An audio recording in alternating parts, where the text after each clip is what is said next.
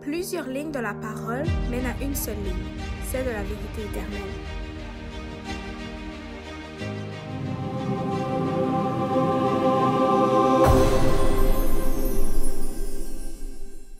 Donc, bonjour à tous et à chacun.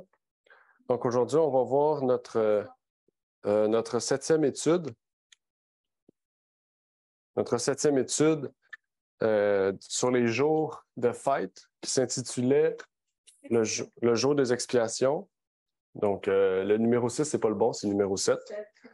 Mais c'est pas grave, c'est mon erreur là, dans le document. Donc, on va continuer avec la suite des fêtes qu'on avait débuté déjà. Si vous vous rappelez, là, on avait partagé les diverses fêtes du printemps et les fêtes d'automne. Et là, on va continuer avec les fêtes d'automne, donc la deuxième fête de l'automne, pour ensuite aller vers la dernière fête d'automne, donc la prochaine fois. Et il va nous rester après ça 2 autres études externes qui étaient reliées, mais qui ne concernent pas en quelque sorte les fêtes. Donc, la fête des expiations, c'est une fête qu'on pouvait appeler aussi le Yom Kippour. Okay? Donc, les Juifs appellent ça aussi le Yom Kippour quelquefois. C'était une fête importante pour le peuple. En fait, c'était la seule journée qui formait la journée du pardon et de purification pour le peuple et pour tous ceux et celles qui étaient rattachés au temple. C'était une journée si importante qu'il fallait qu'en cette journée, les gens s'humilient et recherchent la sainteté dans le jeûne et la prière. Aujourd'hui, nous allons voir cette fête dans son type, donc dans la parole, dans Lévitique, qu'est-ce que la Bible nous parle dans l'Ancien Testament, et nous allons voir l'antitype en Jésus-Christ de comment cette fête s'accomplit en Jésus-Christ aujourd'hui. Donc, le texte du jour se trouve dans Hébreux 8, verset 5, qui nous dit « Et qui rendent un culte, image et ombre des choses célestes, selon l'ordre divin qui fut donné à Moïse, lorsqu'il devait dresser le tabernacle. Prends garde, lui dit-il, de faire tout selon le modèle qui t'a été montré sur la montagne. » Donc, avant de commencer, j'aimerais pouvoir prier avec vous. Par la suite, on pourra donc continuer avec ce sujet. Notre Père est aux cieux, merci Seigneur pour ce moment que tu nous permets d'avoir, de pouvoir continuer cette série d'études sur les jours de fête. Que tu puisses nous bénir en cette journée, nous permettre de comprendre, Seigneur, ce que tu veux nous relater au travers de ta parole, en particulier avec cette fête du Yom Kippour, et que tu puisses, Seigneur, ouvrir l'esprit à tous ceux et celles qui écoutent ces choses, Seigneur, et qui voudront bien comprendre ce qui est dit, Seigneur. C'est ma prière pour ces choses au nom de ton Fils Jésus-Christ. Amen. Amen. Donc, comme vous voyez à l'écran, vous voyez les fêtes qu'on a déjà étudiées dans les dernières fois. Donc, on a étudié les fêtes du printemps, les fêtes d'automne, qui étaient le ministère terrestre et le ministère céleste de Jésus. Donc, comme vous voyez à l'écran, vous voyez les 4 fêtes qui formaient le type et les antitypes. Puis, vous voyez les fêtes d'automne aussi, auxquelles on a vu la dernière fois, qui était la fête des trompettes. On avait vu ça en juin, ça fait un petit moment. Dans Lévitique et dans Apocalypse 14, 6 et 7, qui était le mouvement du retour du Christ, donc le dernier mouvement qui se passe sur Terre en ce moment et qui accomplit la fête des trompettes, ce qui veut dire le grand cri, le cri final qui annonce les dernières prophéties avant que Jésus revienne. Donc, pour faire suite à cette fête d'automne, nous allons avancer avec la fête des expiations, le jour des expiations, donc le Yom Kippour. Et donc, on va aller lire ensemble dans Lévitique 16, 2 à 6. Donc, c'est un gros passage. On va tout le lire ensemble, 2 à 6, 15 à 23 et 27 à 30, qui nous relate plusieurs choses en lien avec cette fête. Ça nous dit « L'Éternel dit donc à Moïse, parle à Aaron ton frère, afin qu'il n'entre point en tout temps dans le sanctuaire, au-dedans du voile, devant le propitiatoire qui est sur l'arche, de peur qu'il ne meure. Car j'apparaîtrai dans la nuée sur le propitiatoire. » Okay? Le propitiatoire, c'est l'arche de l'Alliance. Pour ceux qui peut-être voudraient une allusion à ça plus facile, si vous avez déjà regardé le film Indiana Jones et l'Arche perdue, bon, c'est cette arche-là à laquelle on fait allusion dans la Bible et qu'on fait allusion dans ce film. Troisième verset, voici avec quoi Aaron entrera dans le sanctuaire, avec un jeune taureau pour le sacrifice pour le péché et un bélier pour l'holocauste. Il se revêtira de la tunique sacrée de lin et portera sur sa chair des caleçons de lin. Il se ceindra d'une ceinture de lin et il se couvrira la tête d'une tiare de lin. Ce sont des vêtements sacrés. Il lavera son corps dans l'eau et s'en revêtira. Et il prendra de l'assemblée des enfants d'Israël 2 boucs pour le sacrifice, pour le péché et un bélier pour l'holocauste. 6. Puis Aaron offrira son taureau en sacrifice pour le péché et il fera l'expiation pour lui et pour sa nation. Verset 15. Puis il égorgera le bouc du sacrifice pour le péché, qui est pour le peuple, et il emportera le sang en dedans du voile. Il fera de son sang comme il a fait du sang du taureau. Il en fera l'aspersion sur le propitiatoire et devant le propitiatoire. 16. Et il fera l'expiation pour le sanctuaire à cause des souillures des enfants d'Israël et de leur rébellion en tous leurs péchés. Il fera de même pour le tabernacle d'assignation qui demeure avec eux au milieu de leur souillure. Et personne ne sera dans le tabernacle d'assignation quand il entrera pour faire l'expiation dans le sanctuaire, jusqu'à ce qu'il en sorte. Et il fera l'expiation pour lui et pour sa maison et pour toute l'assemblée d'Israël. Puis il sortira vers l'autel qui est devant l'Éternel et fera l'expiation pour lui. Il prendra du sang du taureau et du sang du bouc et il en mettra sur les cornes de l'autel tout autour. Et il fera l'aspersion du sang, verset 19, avec son sang et son doigt, 7 fois sur l'autel. Il le purifiera et le sanctifiera à cause des souillures des enfants d'Israël. Et quand il aura achevé de faire l'expiation pour le sanctuaire, pour le tabernacle d'assignation et pour l'autel, il offrira le bouc vivant. Aaron appuiera ses 2 mains sur la tête du bouc vivant et il confessera sur lui toutes les iniquités des enfants d'Israël et toutes les rébellions en tous leurs péchés. Il le mettra sur la tête du bouc et l'enverra au désert par un homme exprès. Et le bouc emportera sur lui toute leur iniquité dans une terre déserte, et l'homme lâchera le bouc dans le désert. Et Aaron entrera dans le tabernacle d'assignation, et il quittera les vêtements de lin dont il s'était revêtu pour entrer dans le sanctuaire, et il les déposera là. 27. Mais on emportera hors du camp le taureau et le bouc offert en sacrifice pour le péché, et dont le sang aura été porté dans le sanctuaire pour faire l'expiation, et l'on brûlera au feu leur peau, leur chair et leur excrément. 28. Et celui qui les aura brûlés lavera ses vêtements et lavera son corps dans l'eau. Après cela, il entrera au camp, et ceci sera pour vous une ordonnance perpétuelle au 7e mois, le 10e jour du mois. Vous humilierez vos âmes, et vous ne ferez aucune œuvre, ni celui qui est du pays, ni l'étranger qui séjourne au milieu de vous. Car en ce jour, on fera l'expiation pour vous, afin de vous purifier. Vous serez purifiés de tous vos péchés devant l'Éternel. Donc, c'était un long passage. Bien là, dans ce passage-là est résumé toute la fête des jours des expiations, comment c'était fait, comment on procédait. On voit que Dieu était méticuleux dans ses manières et on voit que tout ce que Dieu avait prévu pour cette journée-là était vraiment fait pour une raison, en fait. Il n'y avait rien qui était là-dedans qui était inutile. Et Dieu nous révèle que tout ce qui était là-dedans va trouver un accomplissement. Bien sûr, pas chaque mot, chaque chose qui était fait, mais dans une idée similaire, il va retrouver la signification, le symbolisme d'une manière à accomplir l'antitype. Okay? Parce qu'aujourd'hui, je ne vous encouragerai pas à faire les fêtes, okay? Parce que je sais que plusieurs personnes font les fêtes encore, les pratiquent, mais depuis que Jésus est mort, en fait, les fêtes ne sont plus à pratiquer, okay? Parce qu'il n'y a plus de temple physique. Le temple est rendu au ciel, donc c'est dur de pratiquer des fêtes au niveau littéral s'il n'y a plus de temple sur terre. Donc maintenant, il faut comprendre le sens de ces fêtes-là dans une idée christique, dans une idée qui nous prolonge dans une meilleure connaissance et une meilleure pratique de notre vie chrétienne. Comme on le voit, le 10e jour du 7e mois était le jour des expiations. Il était considéré plus sacré que tout autre jour dans le cycle annuel du service. En fait, on appelait ça un sabbat cérémoniel, parce qu'il y avait les sabbats hebdomadaires et les sabbats cérémoniels. Okay? Les sabbats cérémoniels tombaient n'importe quel jour, mais les sabbats hebdomadaires tombaient toujours le 7e jour, OK? Comme aujourd'hui. Mais cette journée de sabbat cérémoniel était aussi un jour de jeûne. L'Israélite qui n'affligeait pas son âme ce jour-là était retranché du milieu du peuple pour montrer l'importance de cette journée. Dans cette journée-là aussi, il existait plusieurs sacrifices offerts au jour des expiations. Avant d'entrer dans l'activité régulière de la journée, le grand prêtre offrait un taureau pour sa maison et pour lui-même. Okay?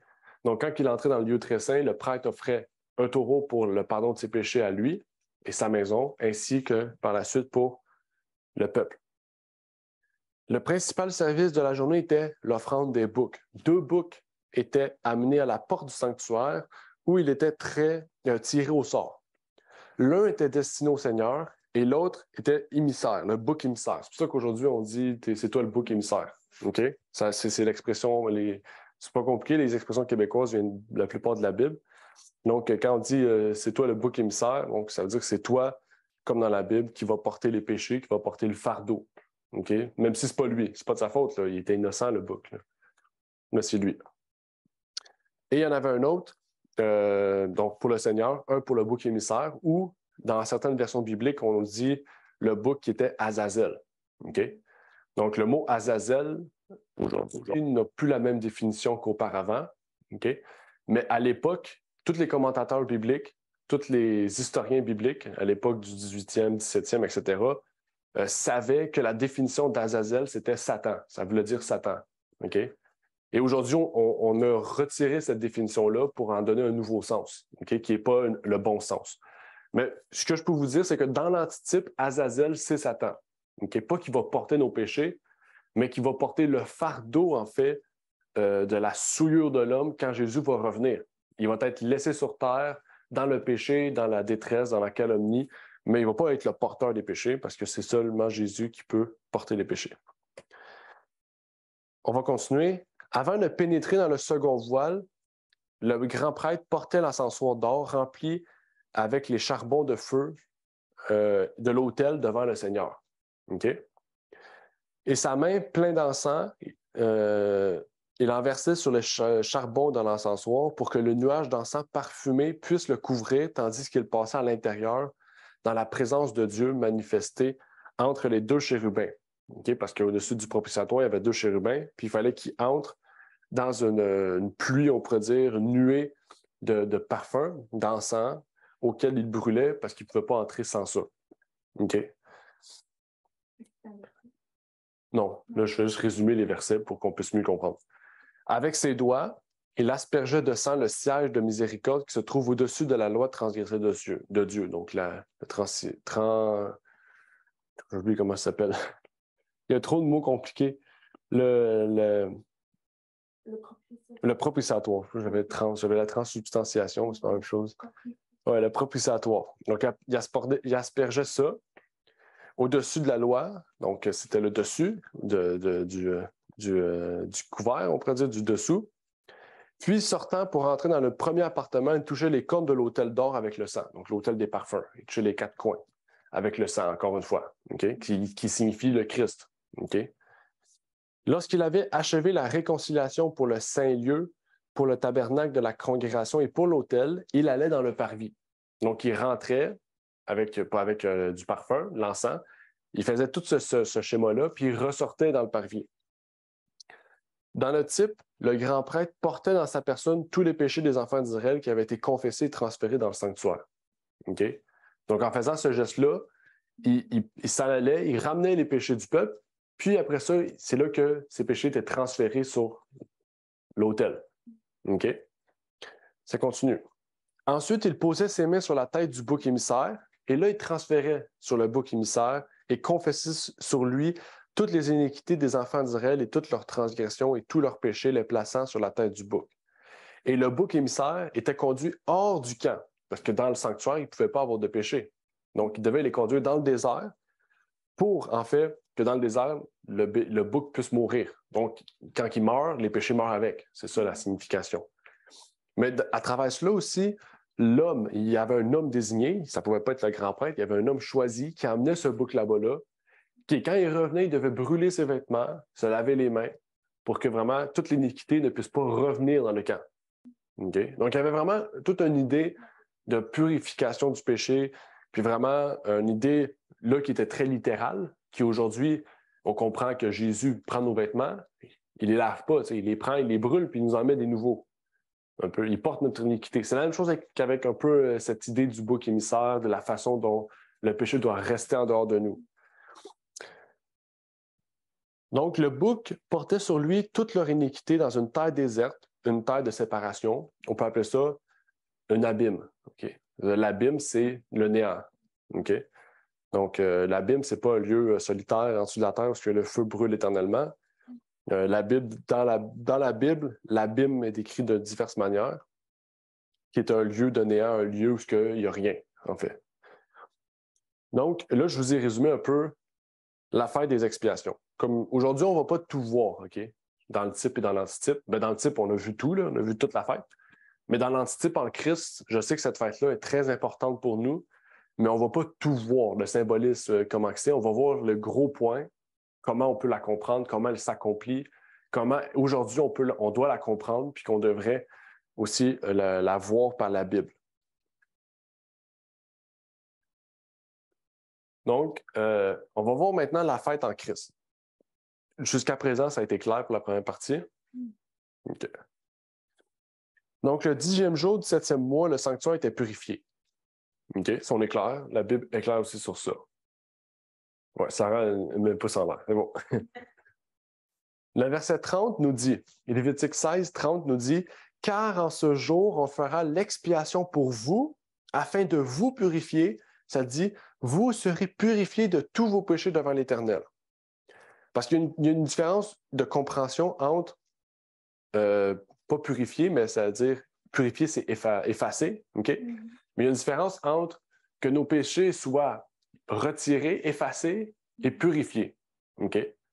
Parce que nos péchés au ciel, quand on prie, ils sont effacés.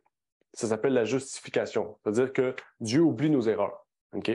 Mais purifier, ça veut dire que vous êtes rendu blanc comme neige, en fait. Vous êtes rendu vraiment entièrement purifié, OK? C'est-à-dire entièrement retiré, blanchi. C'est-à-dire que vraiment, là, c'est pas juste, vos péchés ne sont pas juste effacés, parce que quand on efface, ça laisse des traces.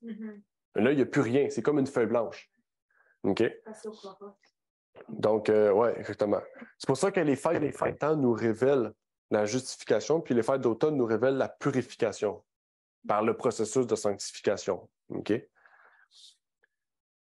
Donc, il faut comprendre que les offrandes quotidiennes, donc la justification qu'on reçoit quotidiennement, OK, par le Christ, n'avaient pas le même but que celui qui se passait annuellement.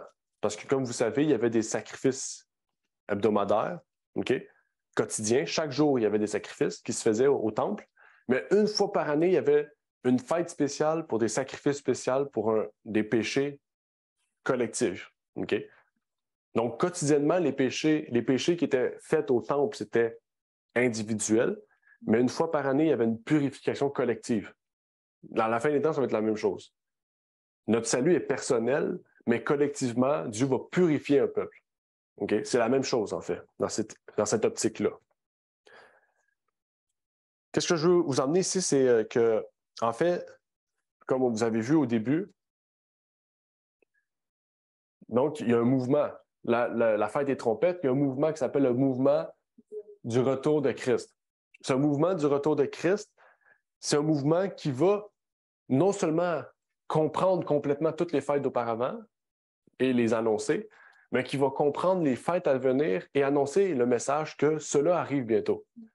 Donc, en tant que peuple de Dieu, en tant que chrétien de dernière génération, notre travail, c'est de comprendre toute la Bible, mais en comprenant mieux l'aspect du sanctuaire, donc en criant comme une trompette ce message solennel, ça nous permet de mieux comprendre aussi tout l'aspect de la parole de Dieu.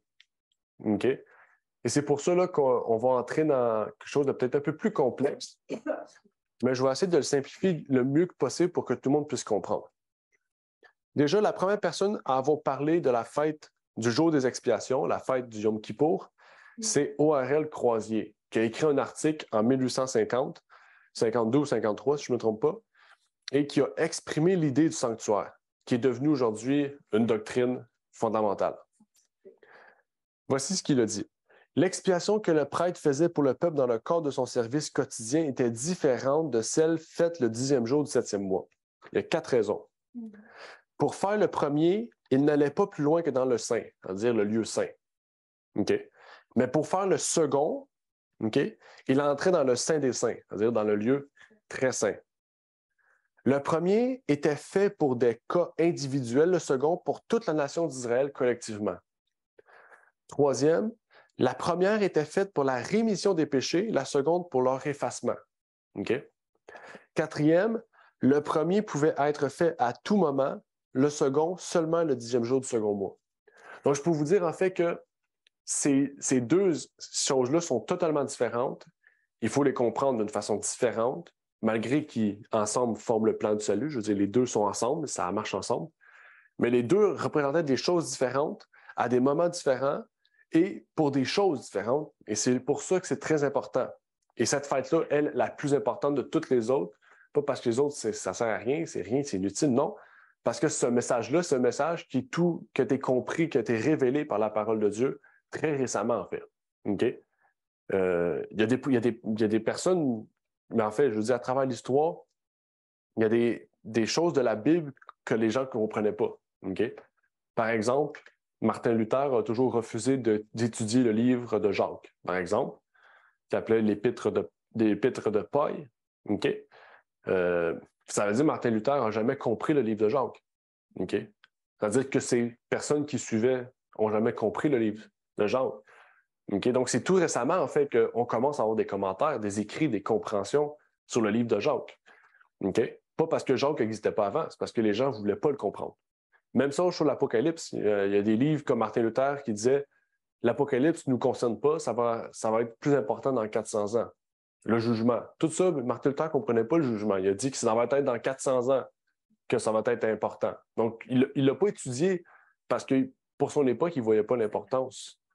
Donc, il y a des choses que nous, on comprend aujourd'hui qu'avant, ils ne comprenaient pas pour deux raisons. L'ignorance, mais aussi parce qu'ils ne voyaient pas l'intérêt pour leur temps.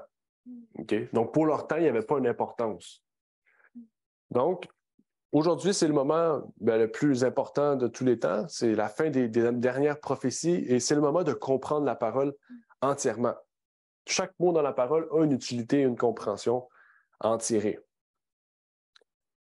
Et donc, ça nous révèle aussi que si les sacrifices quotidiens deviennent Jésus-Christ, parce que les sacrifices quotidiens étaient l'agneau qui devient Jésus, donc par la prière, on peut faire ce sacrifice quotidien, mais que le sacrifice annuel avait une date et un moment précis, ça veut dire que dans l'antitype, il y a un moment précis où cette fête, le jour des expiations, trouve son accomplissement. On parle dans l'antitypique, okay? L'antitype. Okay? La seule place où on parle du sanctuaire avec purifié ou sanctuaire avec purification, c'est dans Daniel 8, 14. Okay?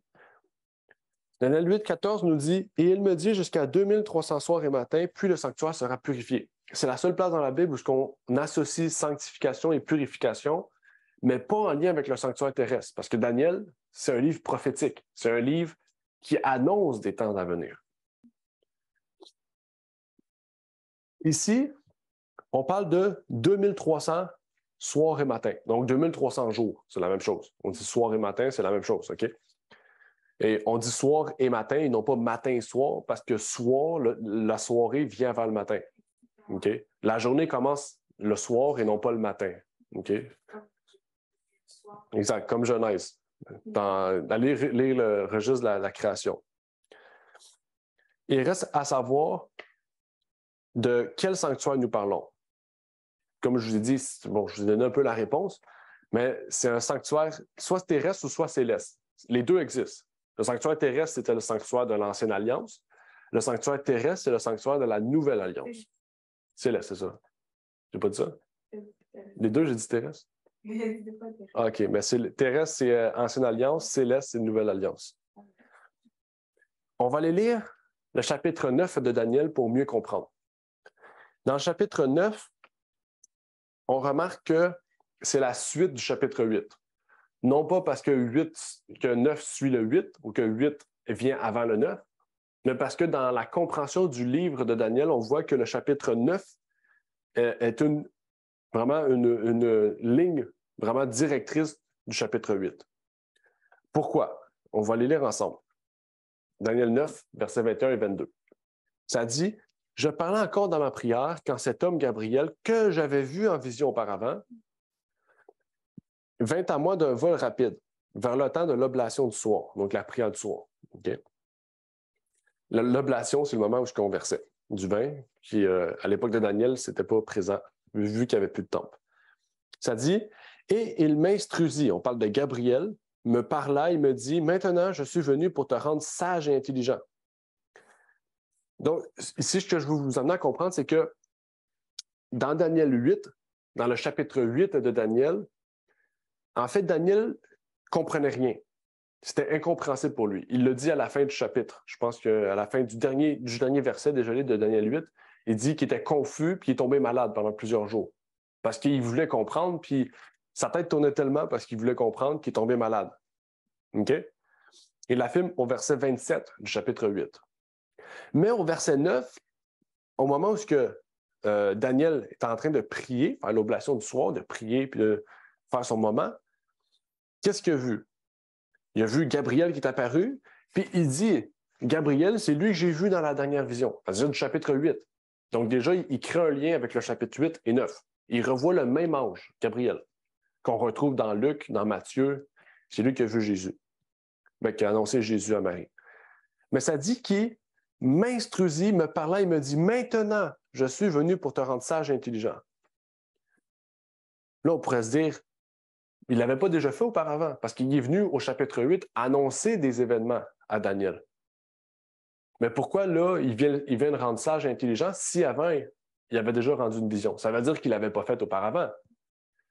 Ça veut dire que parce que Daniel ne comprenait pas ce qui est écrit dans le chapitre 8, Gabriel est revenu dans le chapitre 9 annoncer d'autres événements qui vont être reliés au chapitre 8 pour qu'il puisse comprendre ce qui est écrit au chapitre 8. Je ne sais pas si vous comprenez, mais c'est comme si j'explique j'explique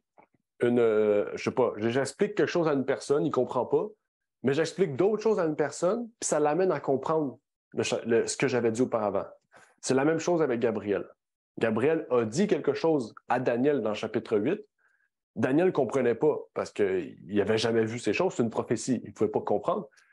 Mais parce que Gabriel a expliqué le chapitre, a décrit d'autres événements au chapitre 9, ça a permis à Daniel de faire un lien avec ce qu'il avait dit auparavant, puis de comprendre. Puis en fait, si on veut comprendre le chapitre 8, il faut lire le chapitre 9. C'est ça en fait.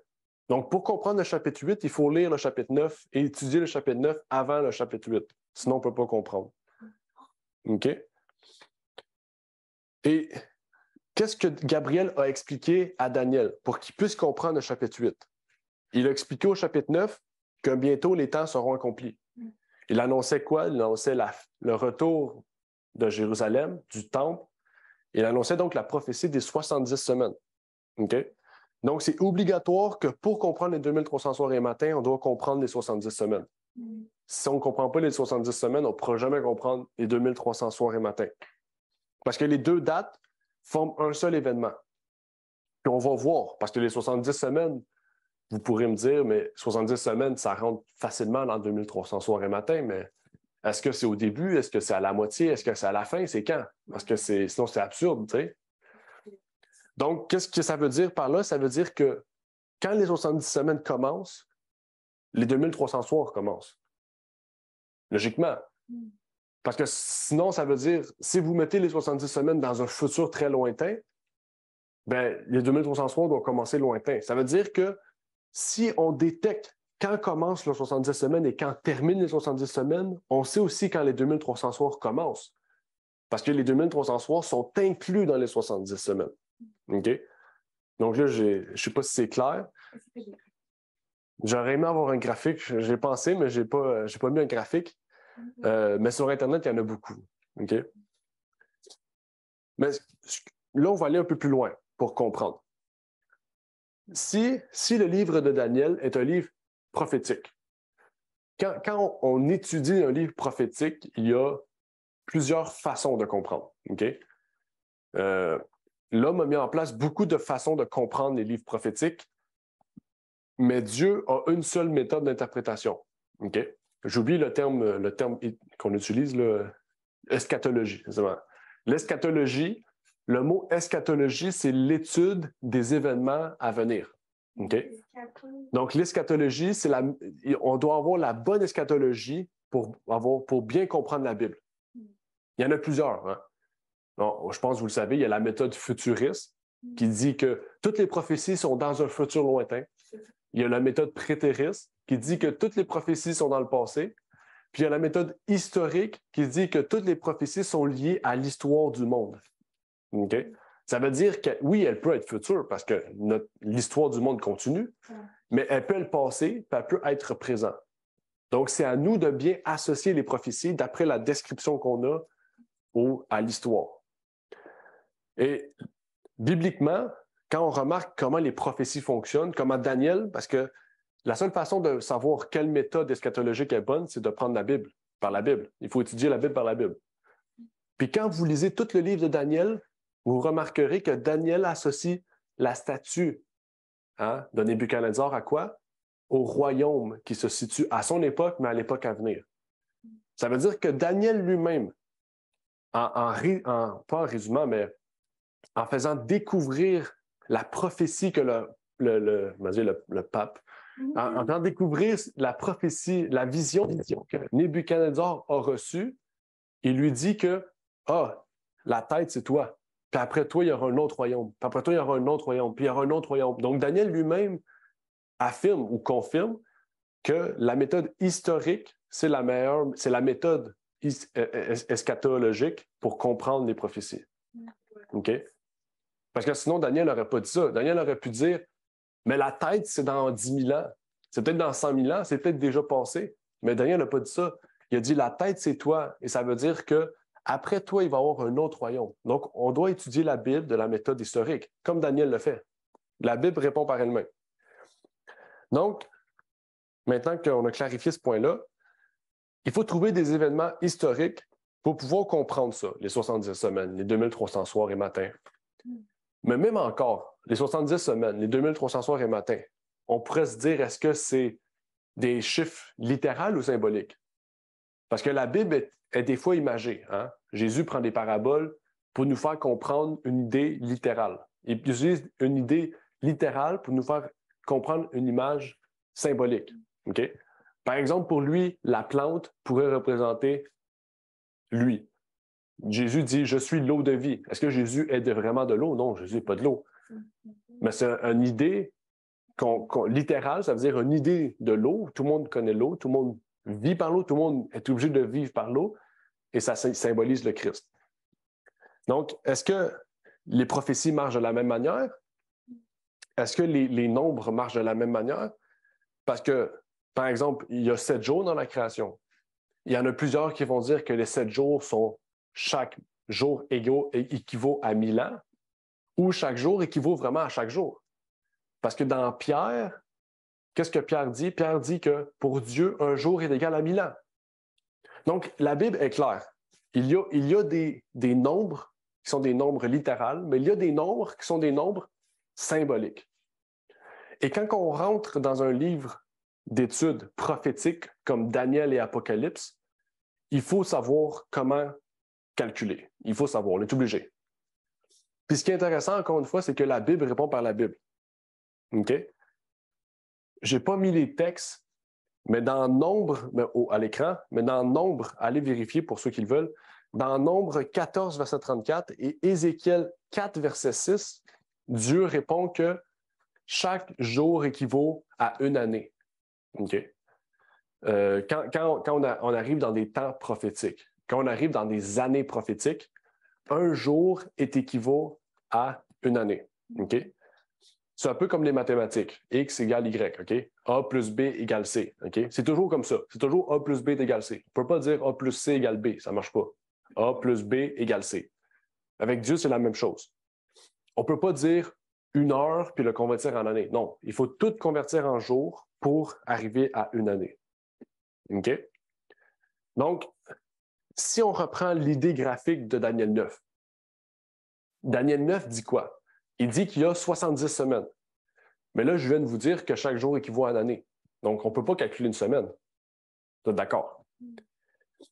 Mais aussi, dans les 70 semaines, dans Daniel 9, ça nous dit qu'il y aura 62 semaines. Si vous vous rappelez. Après 62 semaines, il y a 7 semaines. Puis après ça, il y a la dernière semaine. Puis à la moitié de la semaine, il y a quelqu'un, le oin va mourir. Donc, dans les 70 semaines, il y a encore plus de précision sur quand est-ce que ces événements vont se produire. OK? Puis l'ange Gabriel fait ça vraiment pour que Daniel puisse savoir quand est-ce que lui-même va être libéré. Parce que Daniel est à Babylone, il est en captivité. Et l'ange, en lui disant les 70 semaines, il lui dit « Bientôt, ton peuple va être libéré. » Puis les 70 semaines inscrivent quand est-ce que ce peuple va être en captivité, sortir de la captivité. Parce que l'ange ne va pas lui dire quelque chose qui s'adresse dans un futur que lui-même ne connaît pas. Hein? Parce que sinon, Daniel ne serait pas plus intelligent et sage. Donc ici, je vous montre à l'écran. Un jour prophétique égale une année littérale. 70 semaines prophétiques équivaut donc à 490 années littérales. OK? Comment on fait le calcul? OK? Ouais, littéraux. Parce qu'aujourd'hui, on peut dire littéraux, littéral, peu importe. C'est plus. Ouais, au niveau vocabulaire, c'est absurde, mais c'est pas grave. Donc, 70 semaines équivaut à 490 années littérales. C'est-à-dire des années vraiment comme nous, on compte. Okay? Comment on fait ça? Dans 70 semaines, il y a 7 jours. Dans 7 jours, il y a 24 heures. OK? Mais dans 70 semaines, il y a combien de jours? C'est comme ça qu'on peut savoir. OK? Donc, chaque semaine a 7 jours. OK? Donc, il faut faire 7 fois 70, qui fait 490, normalement. Il y a quelqu'un qui prend une calculatrice, j'entends 490? C'est bon, c'est ça. Donc, quand vous faites 7 fois 70, ça fait 490. Et là, on peut prendre un jour pour une année. Donc, ça fait 490 ans et non pas 490 jours. Mais, comme je vous ai dit, il y a 69 semaines parce que la dernière semaine est une semaine spéciale. On dit le oin sera retranché. Okay? Retranché, ça veut dire éliminé, rejeté, mis de côté, mis en pièces, peu importe ce que vous voulez. Ça va être, oui, mis à mort. Ouais. Donc, dans ces 69 semaines, il reste 483 années littérales. OK? Donc, en fait, les deux sont liés par le fait même que pour comprendre les 270 jours, 270, 2300 soirs et matins, j'ai trop de chiffres, je suis tout mélangé. Pour comprendre les 2300 jours, 2300 soirs et matins, désolé, il nous faut comprendre, comme Daniel, la vision des 70 semaines. En fait, sans la vision des 70 semaines, nous ne pourrons jamais comprendre celle des 2300 soirs et matins. Donc, gardez en mémoire ce qui est affiché à l'écran. OK? Parce que là, on va aller lire Daniel 9. On va aller voir en détail ce que nous dit cette prophétie pour comprendre les 70 semaines. OK? Daniel 9, 24 à 27 nous dit, j'ai souligné vraiment ce qui est important. 70 semaines sont déterminées sur ton peuple et sur ta ville sainte, donc Jérusalem, pour renfermer la rébellion, pour sceller les péchés, pour expier l'iniquité, pour ramener la justice éternelle, pour sceller la vision et le prophète et pour oindre le saint des saints. Sache-le donc et comprends, depuis l'émission de la parole, ordonnant de retourner, de rebâtir Jérusalem jusqu'au Christ. OK, parce que Christ, ça veut dire oint. OK? C'est pour ça que c'est qui Christ. Dites pas que Gabriel a spoil à Daniel ce qui allait arriver. OK? Il n'a pas dit Jésus, il a dit le Christ. C'est le oint. OK? Ça dit le conducteur, il y a 7 semaines et 62 semaines. Les places et les fossés seront rétablis, mais à un temps fâcheux. 26. Et après les 62 semaines, le Christ sera retranché et non pour lui. Et le peuple d'un conducteur qui viendra détruira la ville et le sanctuaire et sa fin sera dans ce débordement. Les désolations sont déterminées jusqu'au terme de la guerre. 27. Il confirmera l'alliance avec plusieurs pendant 1 semaine et à la moitié de la semaine, il fera cesser le sacrifice et l'oblation. Et sur l'aile des abominations viendra le désolateur jusqu'à ce que la ruine qui a été déterminée fonde sur le désolé. Donc, on ne va pas tout étudier encore une fois ce qui est dit ici, parce qu'on n'a pas le temps. On pourrait prendre le temps, mais pas aujourd'hui. Mais on pourrait prendre le temps si vous voulez étudier d'une façon externe sur le sujet. Si l'Église demande, si les personnes veulent étudier, on va étudier. OK? C'est important. Mais écoutez bien, verset 25. Quand est-ce que les 70 semaines commencent? Depuis l'émission, je pense que vous ne le voyez pas. Oui. Les 70 semaines commencent depuis l'émission de la parole ordonnant de retourner et de rebâtir Jérusalem jusqu'au Christ. C'est ça, les 70 semaines. OK? Mais là, vous pourrez dire, OK, est-ce que dans la Bible, on a ces réponses-là? Parce qu'on est obligé de rester dans la Bible pour comprendre la Bible. Hein? Et au travail de ce texte de Daniel 9, il y a plusieurs événements historiques qui se sont déroulés, qui sont liés à cela. C'est pas par hasard, OK?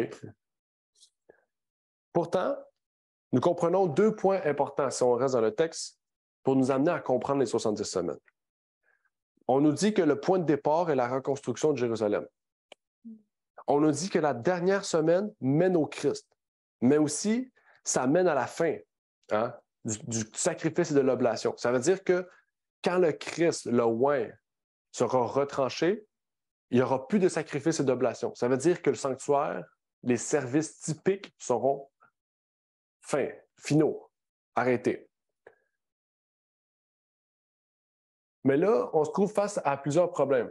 Parce qu'il y a 4 dates dans la Bible qui nous parlent de la reconstruction de Jérusalem. Pourquoi 4 dates? En fait, les 4 dates représente 4 choses qui mènent à la reconstruction. Okay? C'est comme si je dis, pour reconstruire un auto, bon, il y a eu, la première fois, c'était la mécanique, après ça, c'était le matériau, puis après ça, c'était la finalisation. Bon, j'ai 3 dates. Okay? Mais c'est la même chose avec eux. À différents moments, ça a été reconstruit. Mais là, à quel moment qu'on commence? C'est quelle date qu'on prend? Parce que chaque date ne nous mène pas à la bonne place. Hein? Donc, nous, on est chanceux, on connaît l'événement parce que c'est passé. Fait qu'on sait quand est-ce que Jésus est mort, la date, puis on sait quand est-ce qu'il est né.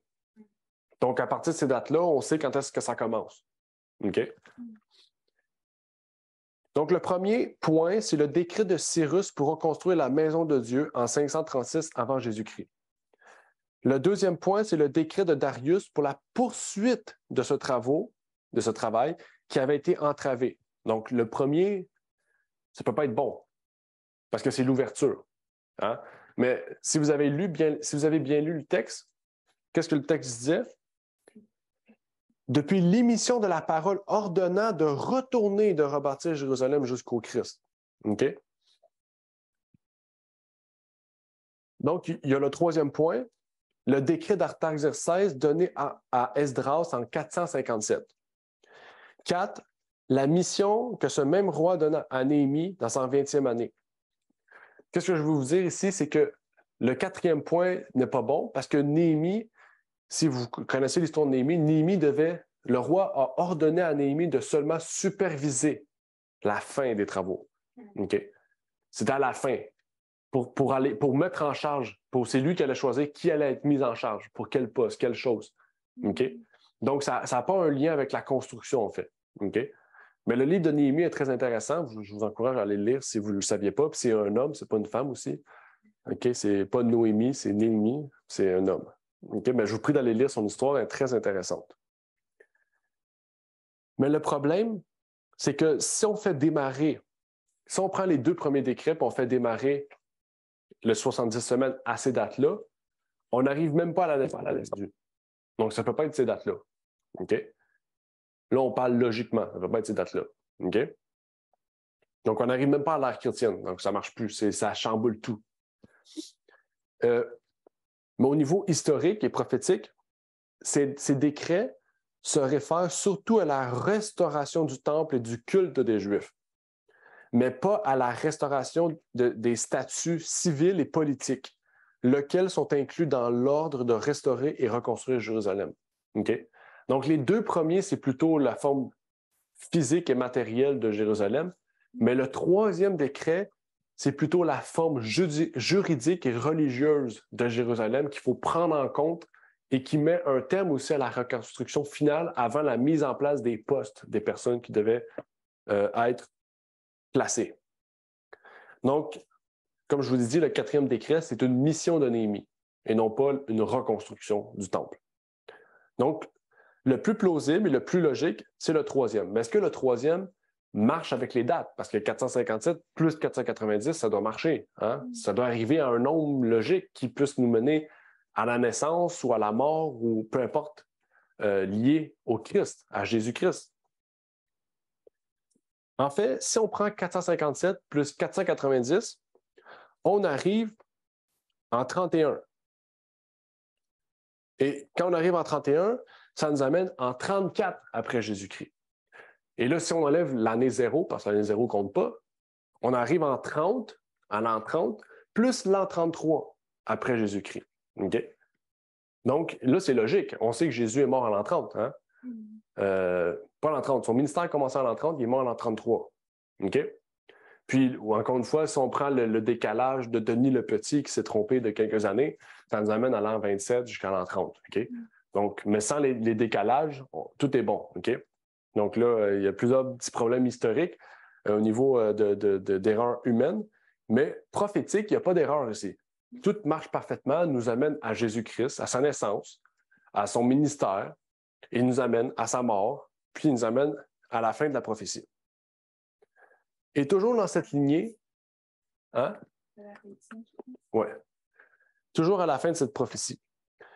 Mais si on continue dans cette lignée, parce que notre point principal n'est pas les 70 semaines, mais les 2300 jours.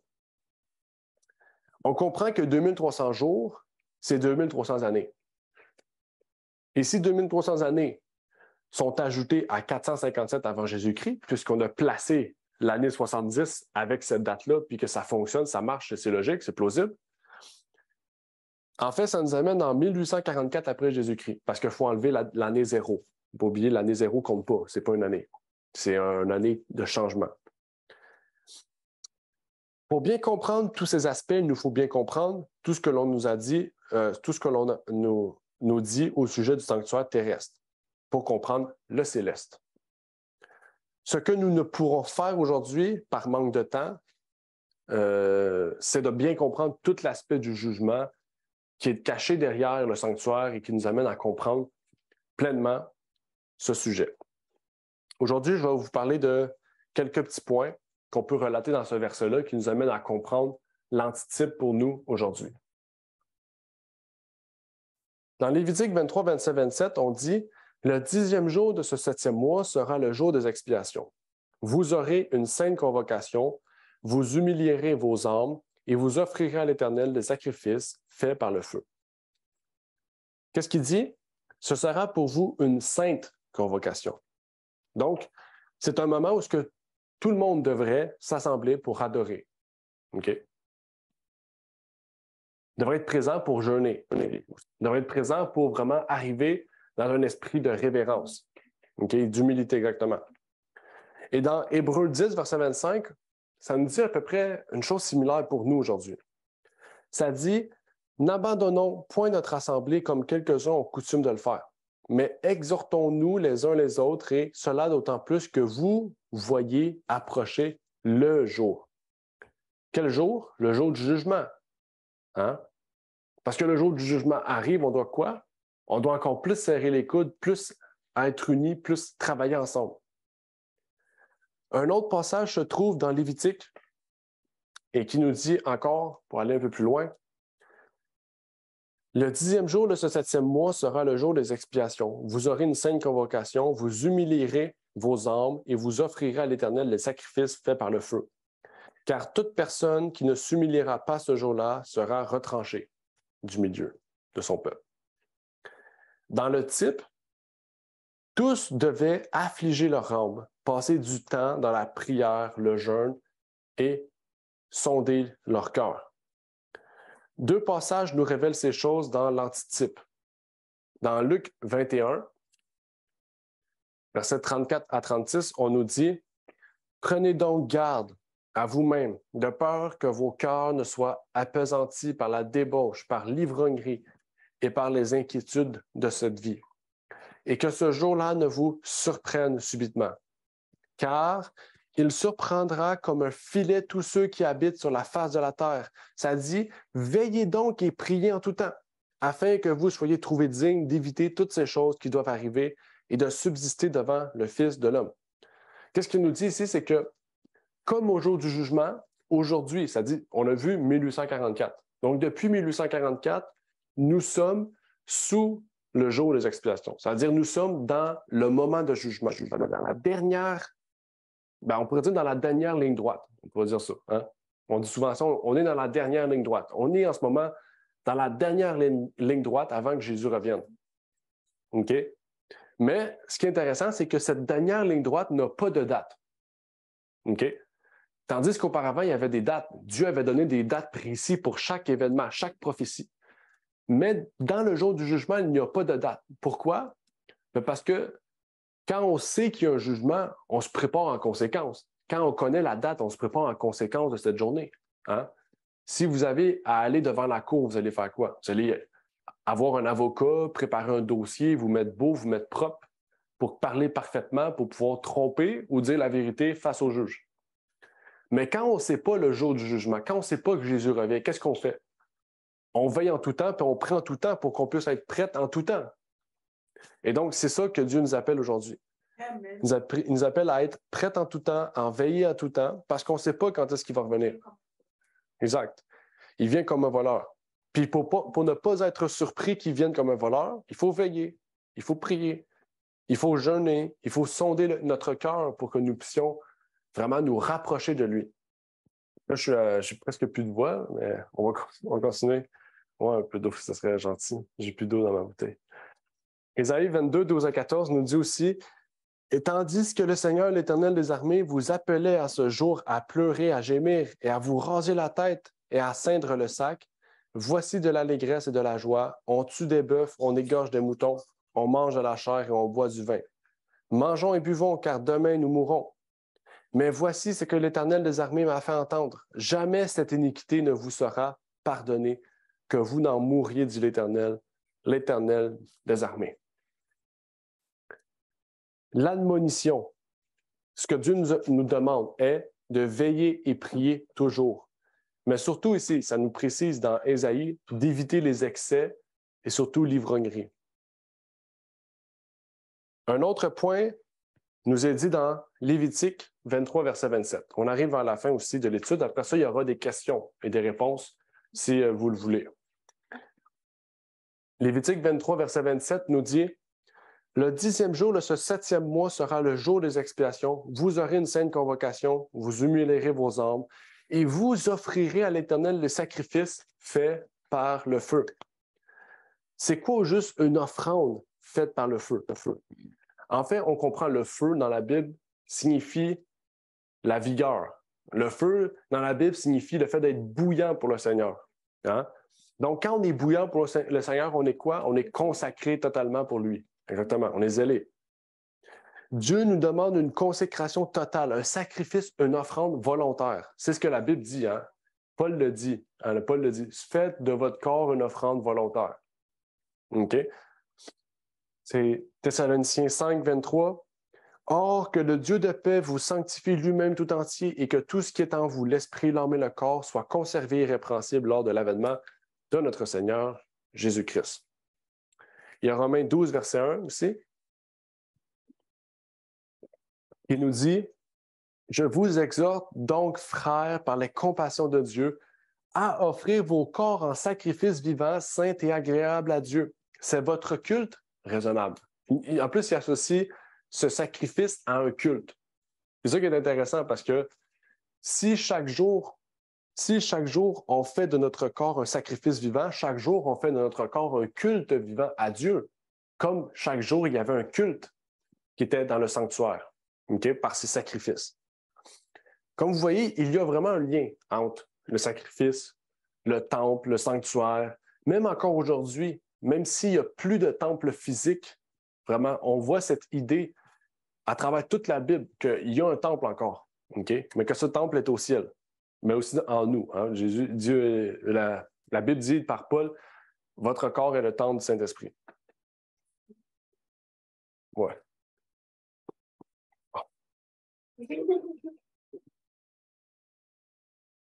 Lévitique 23:30 nous dit, et toute personne qui fera ce jour-là une œuvre quelconque, je la détruirai du milieu de son peuple. Durant le jour des expiations, tout travail personnel devait être mis de côté. Là, je ne vous dis pas qu'en ce moment, on devrait plus travailler personnellement, mais ici, regardez ce qu'il nous dit. Parce que le Christ nous révèle qu'en ce jour du jugement, les choses de la vie ne doivent pas mettre de côté ou rabaisser notre œuvre envers les âmes. Parce que justement, c'est notre dernière ligne droite vers le ciel ou vers la perdition. Dieu nous invite aussi à mettre de côté toutes les choses de la vie pour nous concentrer vers le travail que Dieu nous a confié, vers le fait de sauver les âmes, okay? Le fait de sauver les pécheurs, d'aller pécher les hommes, hein? Faire de pécheurs d'hommes et non pas des pécheurs de péché. Et dans Luc 21, 34 à 36, on nous dit « Prenez donc garde à vous-même, de peur que vos cœurs ne soient appesantis par la débauche, par l'ivrognerie et par les inquiétudes de cette vie, et que ce jour-là ne vous surprenne subitement, car il surprendra comme un filet tous ceux qui habitent sur la face de la terre. Veillez donc et priez en tout temps, afin que vous soyez trouvés dignes d'éviter toutes choses qui doivent arriver et de subsister devant le Fils de l'homme. » Pour terminer, Matthieu 6, versets 32 et 33, « Car ce sont les païens qui recherchent toutes ces choses, et votre Père céleste sait que vous avez besoin de toutes ces choses. Mais cherchez premièrement le royaume de Dieu et sa justice, et toutes ces choses vous seront données par-dessus tout. » Donc, Dieu nous invite aujourd'hui à mettre de côté les soucis de cette vie pour ne pas que les soucis de cette vie viennent évincer, viennent prendre la place à laquelle la tâche que Dieu nous a confiée. Dieu nous a confié de sauver les âmes, de prier pour ces gens-là, de vraiment nous consacrer à temps plein à cette œuvre et de mettre de côté les soucis de la vie. Bien sûr, on doit travailler, parce que l'argent, c'est ce qui fait régner le monde. On doit travailler pour avoir un toit, avoir de la nourriture. 6 jours. Oui, 6 jours. À ça, c'est 5 jours même. Même des fois, ils veulent mettre 4 jours. Mais regardez ce qu'il dit ici. Parce que si vous recherchez les choses de la terre avant les choses du ciel, ben, Dieu ne va pas vous donner les choses de la terre. Ça dit, recherchez premièrement le royaume de Dieu et sa justice, et toutes ces choses que les païens cherchent premièrement, ben, vous les aurez, parce que vous aurez cherché Dieu d'abord. Donc, si on cherche Dieu d'abord, tout ce qu'on a besoin sur terre, Dieu va nous les donner. Il va nous donner un travail qui nous permettra de faire son œuvre tout en travaillant. Il va nous donner un auto, il va nous donner tout ce qu'il nous faut, tout ce qu'on a besoin. Donc, c'est ma prière pour chacun d'entre vous. J'espère que les jours d'expiation n'ont pas été trop complexes pour vous. Mais on n'a pas tout vu, on a vu vraiment le nécessaire. Et j'espère que vous aurez pu bien comprendre le sujet du jour. Je ne sais pas s'il y avait des questions sur Zoom ou sur YouTube aussi, puisqu'on est en direct sur YouTube. Donc, si vous avez des questions, c'est le moment de poser vos questions ou de faire des commentaires si vous en avez aussi.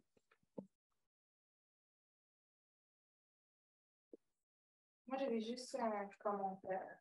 Avant que vous passiez, je vois qu'il y a une personne sur YouTube. Mais je voulais juste commenter. Oui, il y a beaucoup de commentaires. Oui. Mais je voulais juste commenter avant. Désolée, j'ai fait une petite pause de temps.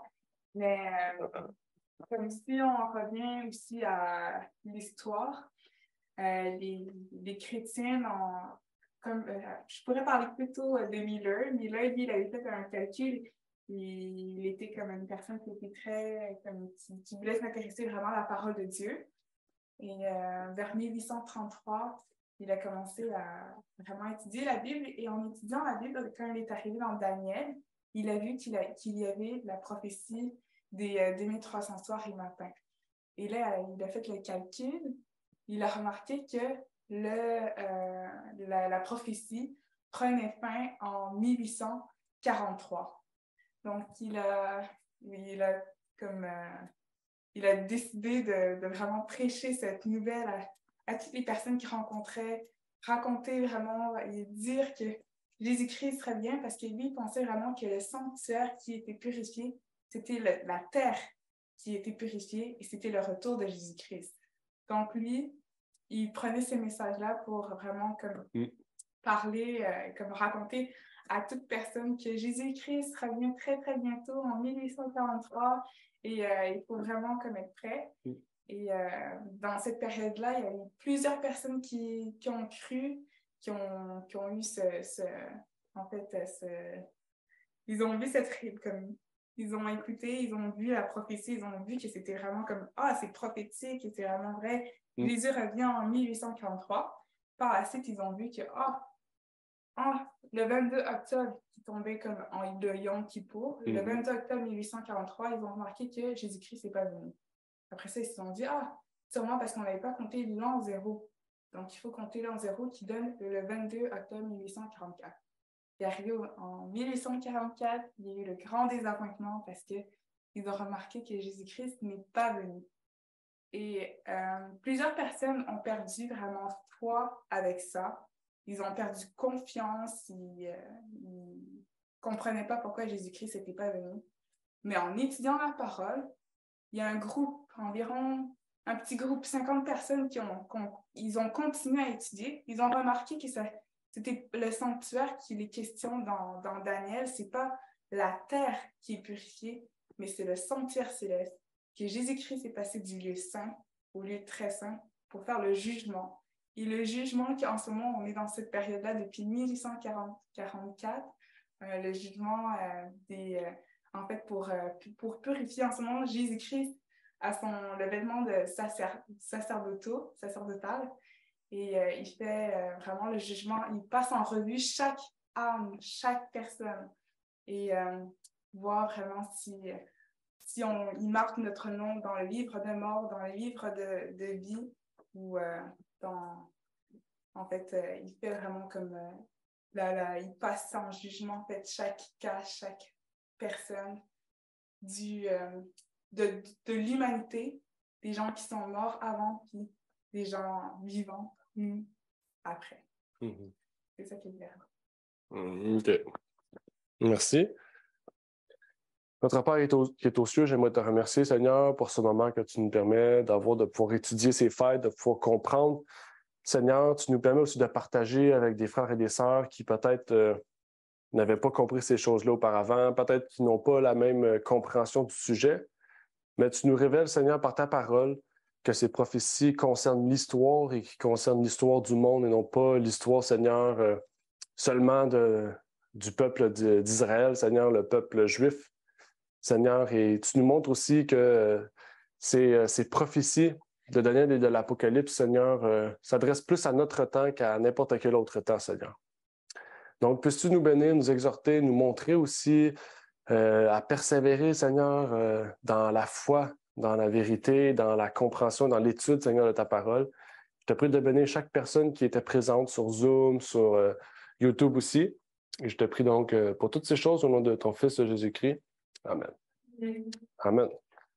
Donc, que Dieu vous bénisse. Merci aussi à ceux et celles qui étaient avec nous sur YouTube, en particulier à Daniel et à l'Apocalypse, c'est comme ça qu'il s'appelle.